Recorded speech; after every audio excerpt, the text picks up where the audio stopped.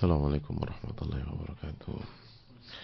Bismillahirrahmanirrahim. Alhamdulillahirabbil alamin wa bihi nasta'in ala umuri dunya waddin wassalatu wassalamu ala asyrafil anbiya wal mursalin wa ala alihi wa sahbihi ajma'in. Allahumma inna nas'aluka ilman nafi'a wa na'udzubika min ilmin la yanfa'.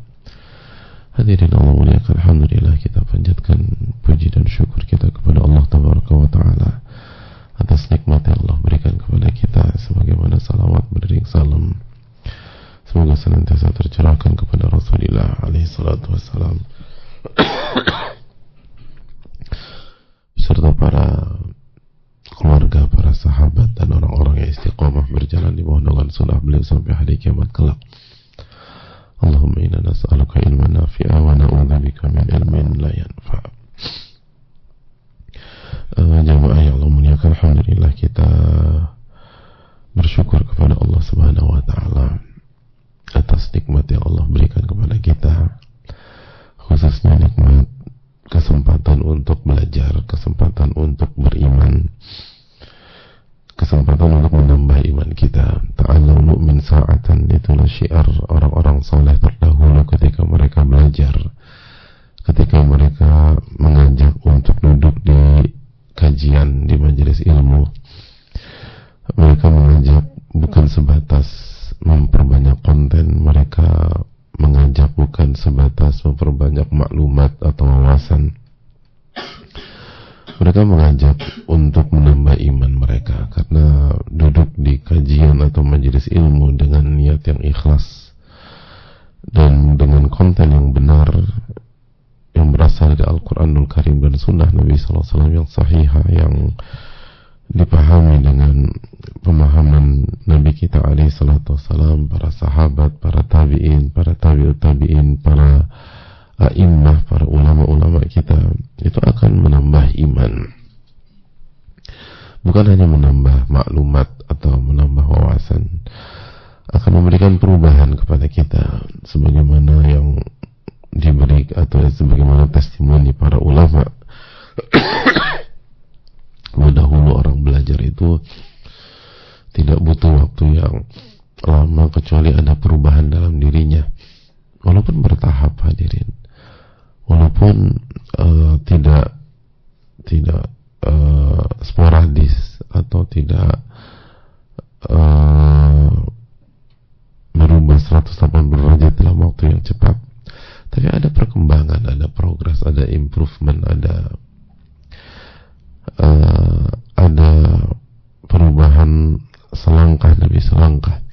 Dan itulah ilmunya para sahabat, itulah ilmunya para tabi'in, itulah ilmunya tabi'ut tabi'in. Bukankah terjadi perubahan besar-besaran dalam sifat dan karakter para sahabat radhiyallahu ta'ala anhum ketika mereka masuk Islam, ketika mereka belajar, ketika mereka menimba ilmu dari Rasulullah sallallahu alaihi wasallam? Bukankah sejarah mencatat bagaimana Umar bin Khattab radhiyallahu ta'ala an sebelum masuk Islam dan setelah masuk Islam? Bukankah sejarah pun mencatat bagaimana Abu Sufyan dan para sahabat-sahabat yang lain sebelum dan setelah mereka belajar dengan Rasulullah sallallahu alaihi wasallam? Lalu pertanyaannya, bagaimana dengan kita, hadirin? Sudahkah ada perubahan ketika kita belajar Riyadhus Shalihin, ketika kita belajar buku-buku para ulama yang lain, ketika kita berinteraksi dengan Al-Quranul Karim dan Sunnah Rasulullah alaihi salatu wassalam, ketika kita belajar tentang birrul walidain, ketika kita belajar tentang haramnya durhaka kepada orang tua, pada saat kita belajar tentang keikhlasan, belajar tentang kesabaran, belajar tentang ridho terhadap takdir dan lain sebagainya, ini tanda-tanda yang harus kita berikan dalam benak kita. Karena hadirin Allah muliakan,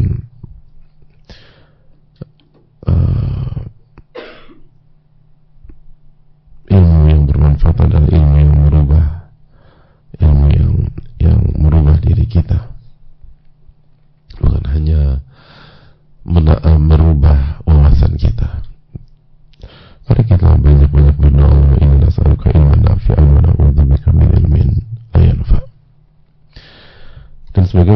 di hari Ahad ini kita buka sesi tanya jawab atau sesi diskusi di sisi atau sesi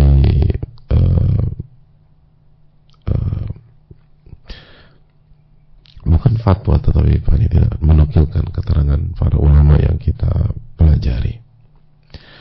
Allah ta'ala bisawab. Dan sebelum kita masuk sesi ini kembali saya mengingatkan diri saya pribadi dan hadirin sekalian bahwa kita masih berada di hari-hari mulia, kita masih berada di bulan-bulan haram, kita masih berada di hari-hari di mana amal ibadah dilipat gandakan oleh Allah Subhanahu wa taala, pahalanya dan dosa pun dilipat gandakan oleh Allah Subhanahu wa taala. Maka jaga diri ini dari dosa dan segera istighfar, segera taubat ketika kita berdosa. Dan berbanyak amal soleh hadirin sekalian yang Allah muliakan. Khususnya bagi kita yang baru pulang haji, khususnya bagi kita yang berkurban pada tahun ini, jangan sampai pengaruh dan dampak positif dari haji dan kurban kita sudah hilang, padahal Dzulhijjah pun belum berakhir. Karena berkurban kemarin bukan sebuah event dunia, bukan sekedar seru-seruan yang begitu acara berakhir maka kita kembali ke normalitas kita. Sebagaimana haji itu bukan vacation, bukan liburan, bukan santai-santai yang ketika selesai musim haji maka kita seperti sedia kala. Ibadah-ibadah di atas adalah syiar hadirin. Ibadah-ibadah di atas adalah booster keimanan. Allah berfirman, "Wa hudan lil alamin," hidayah bagi alam semesta. Oleh karena itu hadirin Allah muliakan, marilah kita benar-benar menjaga momentum. Dan kita masih punya Al-Muharram setelah Dzulhijjah. Kita masih punya kesempatan banyak. Tapi sebaliknya, seringkali karena kesempatan itu begitu banyak kita jadi lalai. Idza tasa'adaq, seringkali demikian kan, jika sesuatu itu luas maka justru kita menyempitnya, Pak. Kita nggak menunjukkan atau nggak memperlihatkan dan nggak memperjuangkan hal tersebut. Kenapa? Karena kita rasa akan ada banyak kesempatan lain. Orang akan totalitas ketika merasa terdesak, ketika merasa hanya punya sedikit waktu. Tapi ketika dia merasa banyak waktu, banyak kesempatan, seringkali lalai. Maka tolong dijaga masalah ini dan jangan sampai kita sia-siakan bulan-bulan haram yang benar-benar hidup bersama kita dalam waktu yang cukup lama, 3 bulan berturut-turut. Semoga Allah memberikan hidayah kepada kita jemaah sekalian. Amin ya rabbal alamin.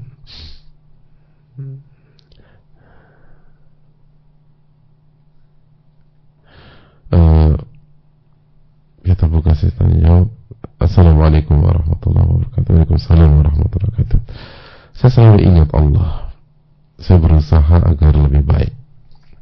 Saya juga berusaha mencari ilmu, lihat kajian-kajian dari YouTube, kajian ustadz dan atau ustadz-ustadz lain.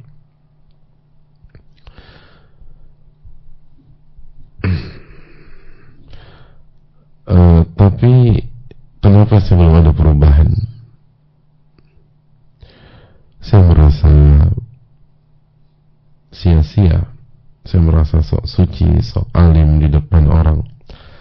Tapi saya masih buruk di hadapan suami. Saya masih sangat zalim. Sulit menghormati, terutama di saat-saat saya dan suami sedang ada cekcok. Dampaknya juga ke anak-anak. Saya belum bisa waras 24 jam bersama anak.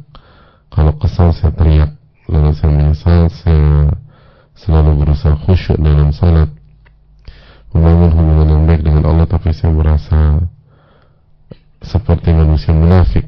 Saya ke Allah ingin dekat, tapi ke suami saya membangkang. Saya kalau bertengkar dengan suami selalu parah.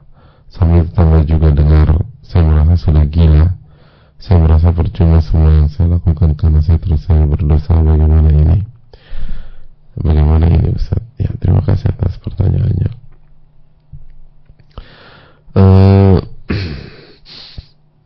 Yang pertama, hindari kalimat saya selalu ingat Allah Subhanahu wa taala. Allah berfirman di surat An-Najm ayat 32, "Fala tuzakku anfusakum." Maka jangan kalau merekomendasi diri kalian. Huwa a'lamu biman ittaqa. Allah yang Maha tahu siapa yang paling bertakwa di antara kalian. Walaupun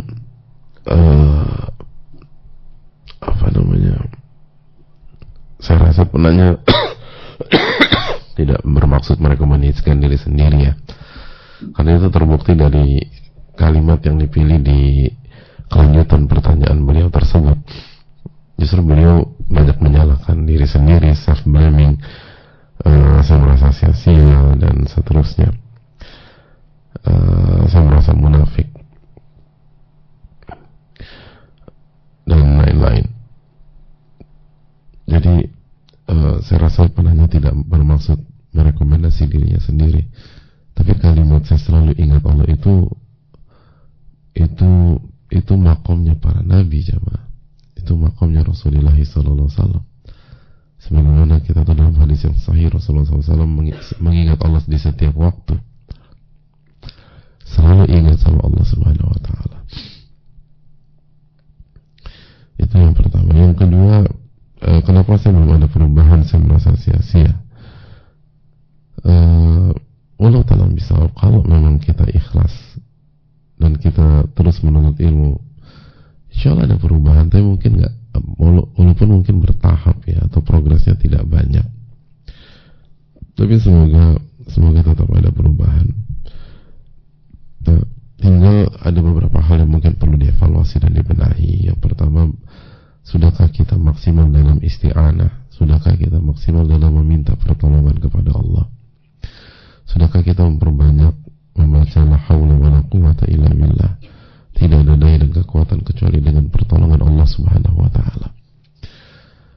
Banyak membaca doa Allah ini ala dzikrika wa syukrika wa husni ibadatik. Ya Allah, tolonglah aku agar aku bisa senantiasa mengingatmu, agar aku senantiasa bisa bersyukur kepadamu, dan agar aku bisa memperbaiki amal ibadahku. Jadi hadirin Allah muliakan,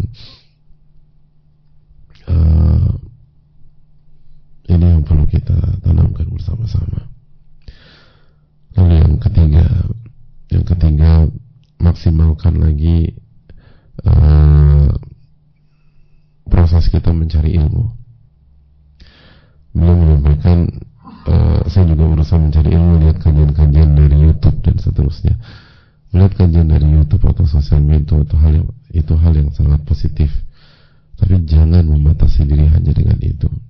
Kita butuh datang ke majelis, hadirin.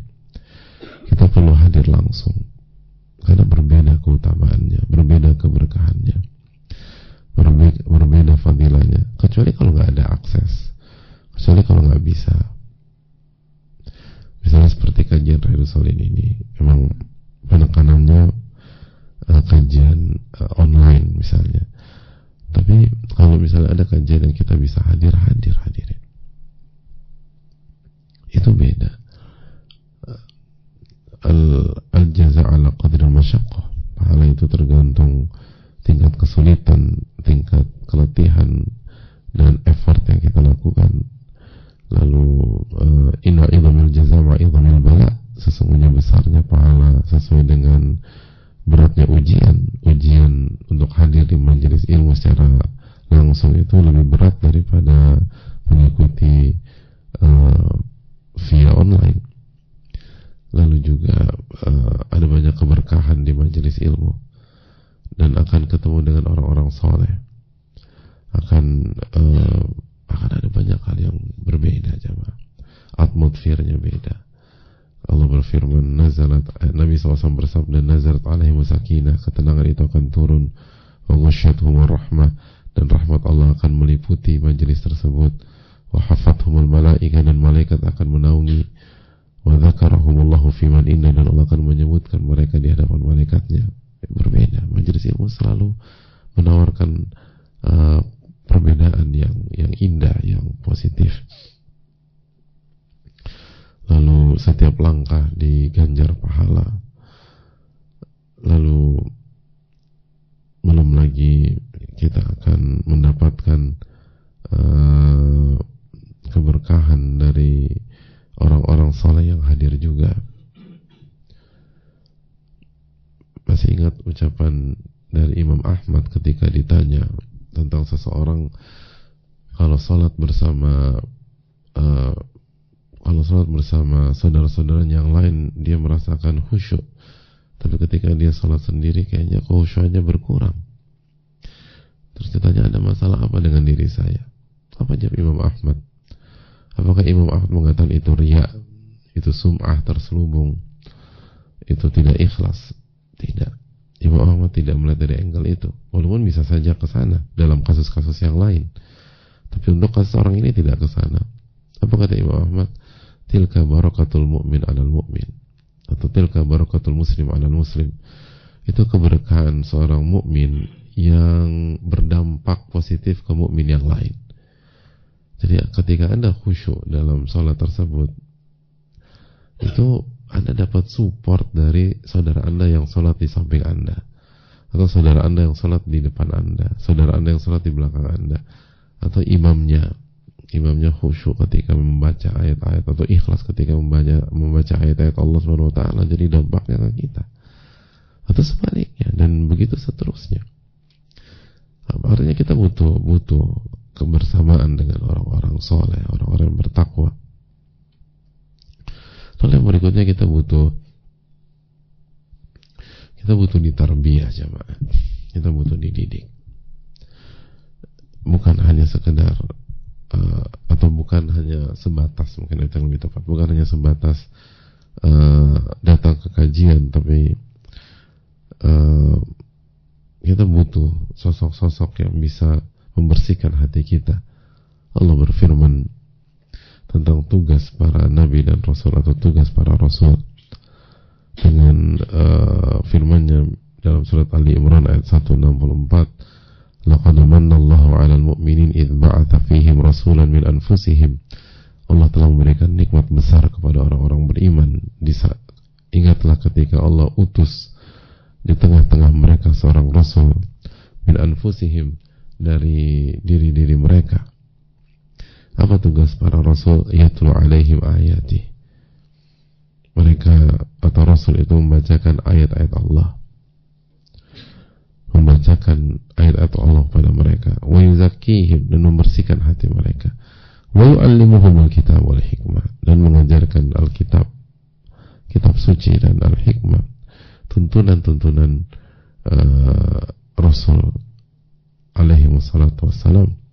Wa in kanu min qablu lafi dhalalin mubin, dan mereka dulu termasuk orang-orang yang tersesat. Wa in kanu min qablu lafi dhalalin mubin. Lihat bagaimana Allah menjelaskan bahwa tugas para rasul bukan hanya mengajarkan kitab suci. Kalau bahasa kita bukan hanya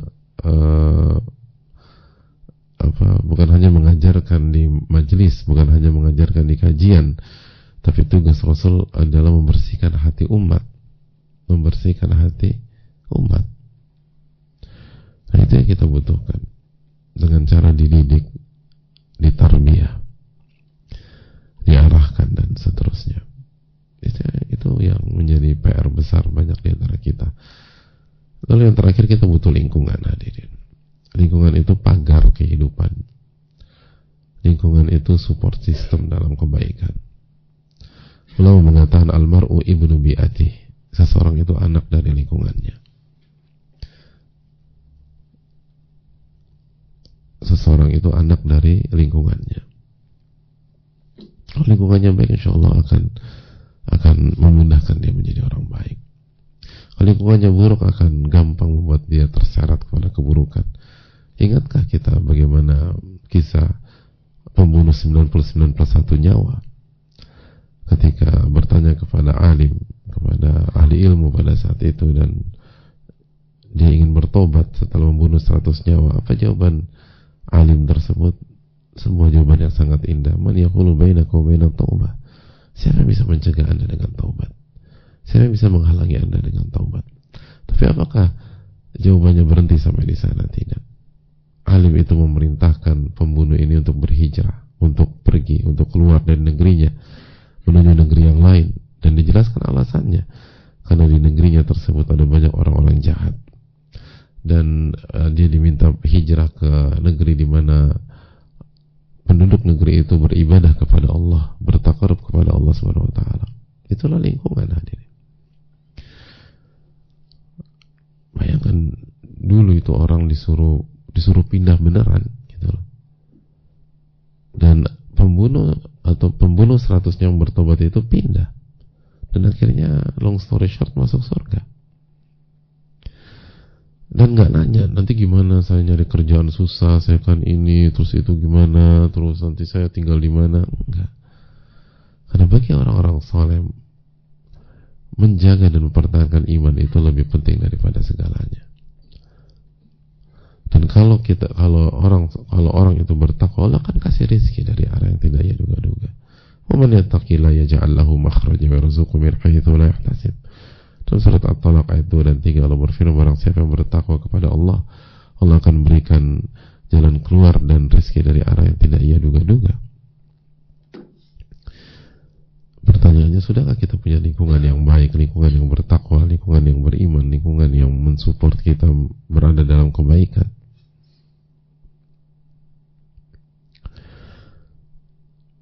Maka carilah lingkungan dan perjuangkan. Tapi susah, ya susah. Ya itu pembunuh 100 yang bertobat itu emangnya gampang apa ninggalin? Belum, tinggalkan semuanya. Tinggalkan semuanya.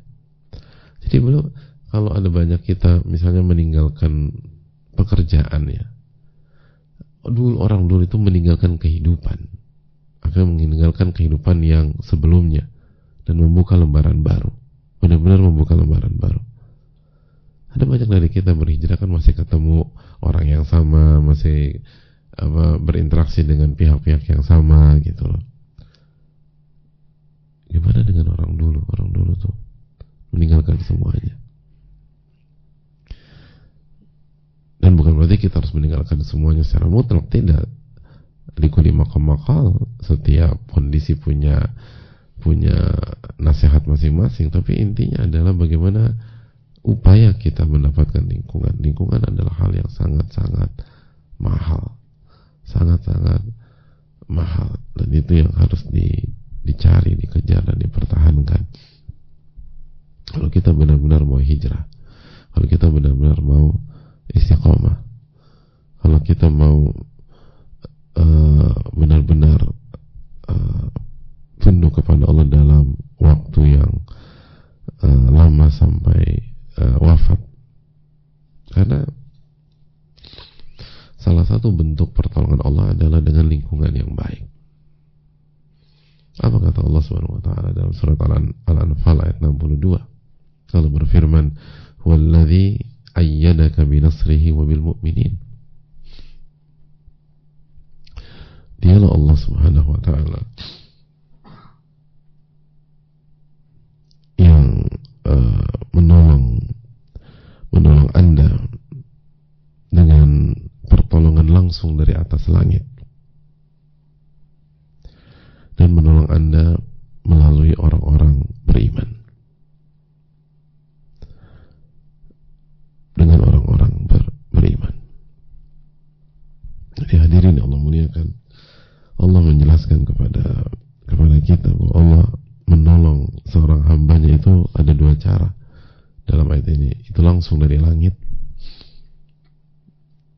yang kedua melalui orang-orang beriman yang ada di antara kita. Hadirin Allah muliakan,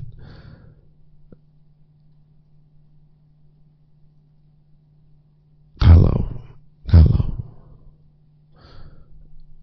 SAW ditolong dengan dua hal ini.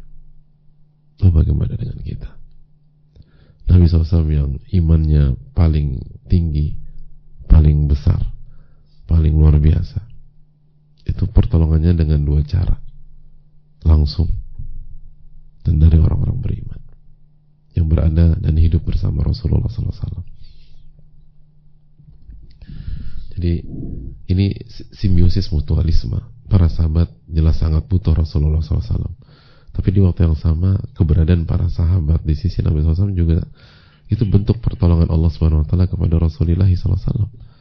Jadi kalau itu Nabi kita alaihi salatu wassalam, lalu bagaimana dengan kita? Pasti kayak kita berpikir, gue hidup sendiri aja, gue hanya butuh sama Allah. Ya betul, tapi kebutuhan kepada Allah hendaknya didudukkan sesuai dengan konsep Allah Tabaraka wa Ta'ala. Jadi sekali lagi, huwa alladhi ayyadaka binasrihi wa bil mu'minin. Dialah Allah Subhanahu wa Ta'ala yang menolong Anda dengan pertolongannya secara langsung dan dengan keberadaan orang-orang beriman di sekitar Anda. Makanya Sa'di rahimahullah mengatakan apa? A'anaka bima'unatin samawiyah. Allah menolong engkau dengan pertolongan langit.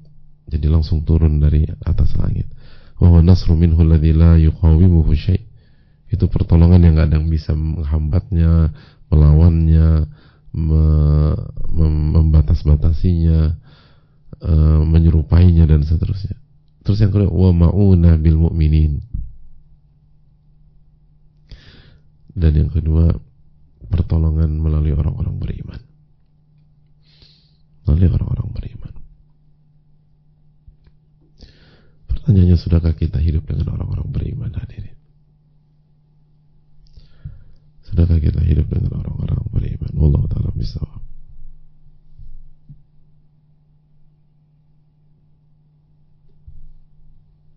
Allah ta'ala.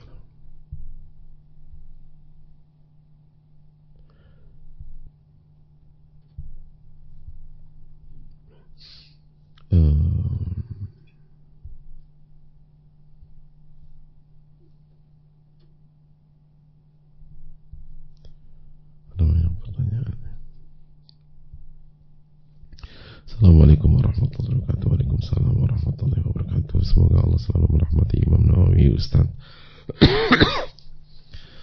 beserta tim dan juga kaum muslimin, amin ya rabbal alamin. Izin bertanya Ustaz, berkaitan dengan definisi durhaka pada orang tua.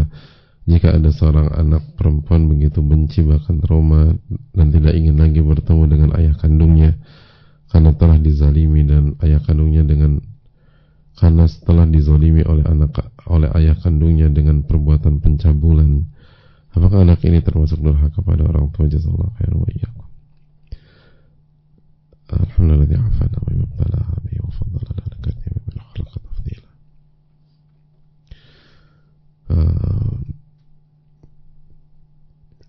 Yang pertama, ini hal yang sangat berat, hadirin, dan tidak ada penolong kecuali Allah Tabaraka wa Ta'ala. Bicara gampang, bicara mudah, tapi bagi seseorang, khususnya wanita, dan apabila ini berkaitan dengan kehormatan, maka masalah nggak sesimpel itu, apalagi yang melakukannya adalah ayah kandung sendiri. Nasallallahu alaihi wasallam.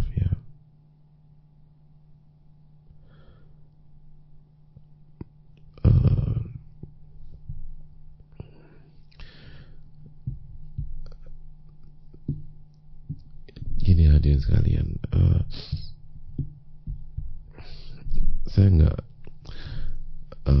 kita bisa mengerti bagaimana perasaan anak perempuannya ke ayah kandung,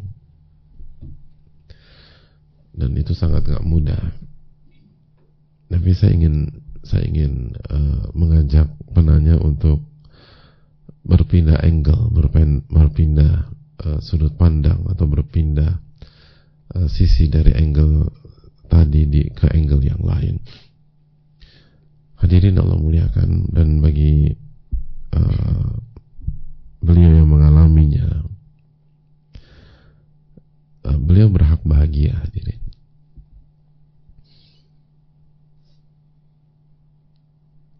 Khususnya ketika beliau sudah mengalami hal-hal yang buruk di atas. Jangan sampai kejadian-kejadian buruk di masa lalu membuat seseorang sengsara di masa depannya dan hancur di dunia dan akhirat.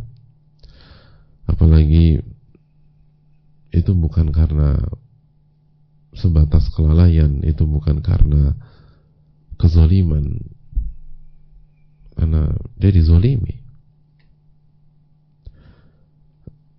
Dia dizalimi. Jadi jangan sampai seseorang menjadi korban kezaliman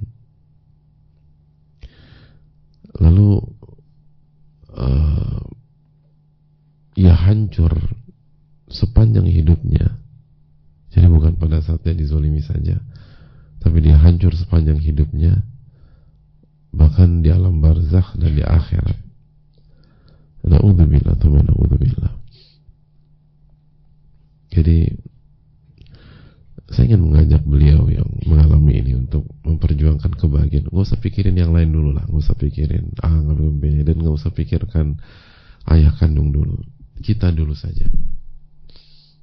Hidup ini cuma sekali, hadirin. Masa kita gak bahagia? Dan kebahagiaan kita bukan terletak pada orang lain. Kalau orang lain baik sama kita, kita bahagia. Kalau orang zalimi kita, kita sengsara. Kebahagiaan kita terletak pada ma'rifatullah. Sejauh mana kita mengenal Allah Subhanahu wa ta'ala. Kebahagiaan kita terletak pada zikrullah. Sejauh mana kita mengingat Allah Subhanahu wa ta'ala. Kebahagiaan kita terletak pada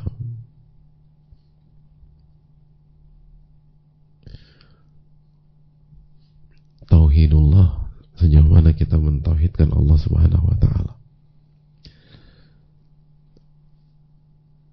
Kebahagiaan kita terletak pada ibadatullah, sejauh mana kita beribadah dan mencintai Allah Tabaraka wa ta'ala.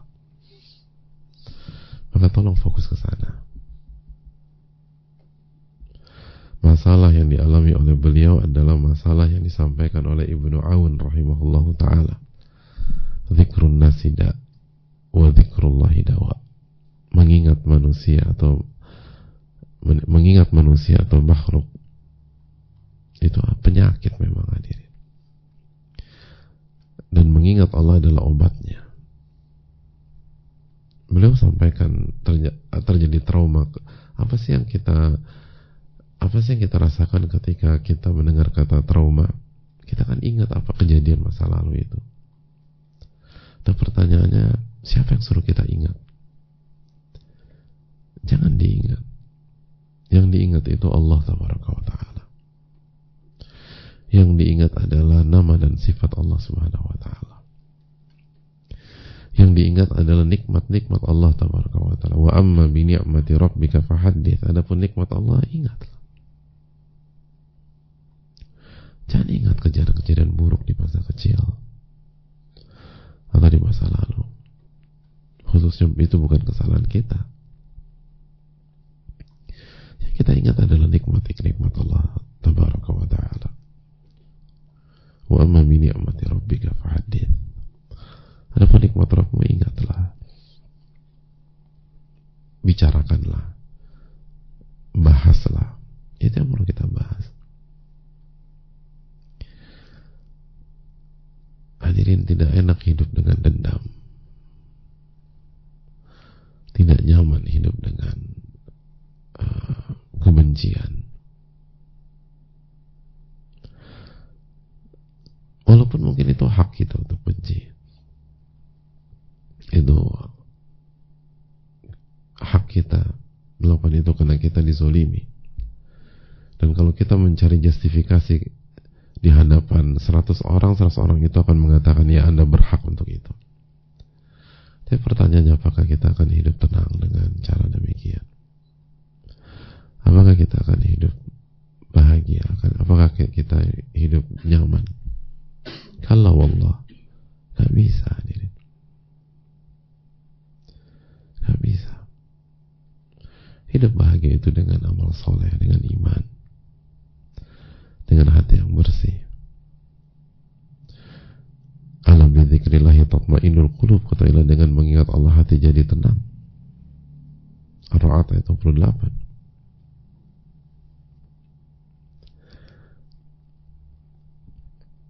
Manusia itu fungsinya support system agar kita mengingat Allah, itu kan poinnya. Bukan sebagai parameter kebahagiaan dan kesengsaraan kita. Jadi ini yang perlu kita tanamkan. Sekali lagi, nggak mudah. Dan bukan bermaksud menggampangkan masalah ini. Dan kita yang menasihati belum tentu lebih baik daripada yang mengalami. Tapi ingatlah, ketika Allah memberikan takdir itu kepada kita, Allah tahu kita bisa menghadapinya. La yukallifullahu nafsan illa wus'aha. Allah gak membebankan seseorang kecuali sesuai dengan kemampuan. Dan pasti ada hikmah. Orang-orang beriman itu kan setiap malam diminta untuk membaca ayat Rabbana ma khalaqta hadza batila. Ya Allah, Engkau gak mungkin menciptakan sesuatu tanpa ada alasan, tanpa ada hikmah. Dan ini yang harus kita yakini bersama-sama. Saya rasa cukup sampai di sini, dan semoga Allah menolong penanya untuk bisa melewati ini semua, dan semoga Allah menolong kita semua, dan semoga Allah memberikan ilmu nafi. Wassallallahu sallam ala nabiyina Muhammad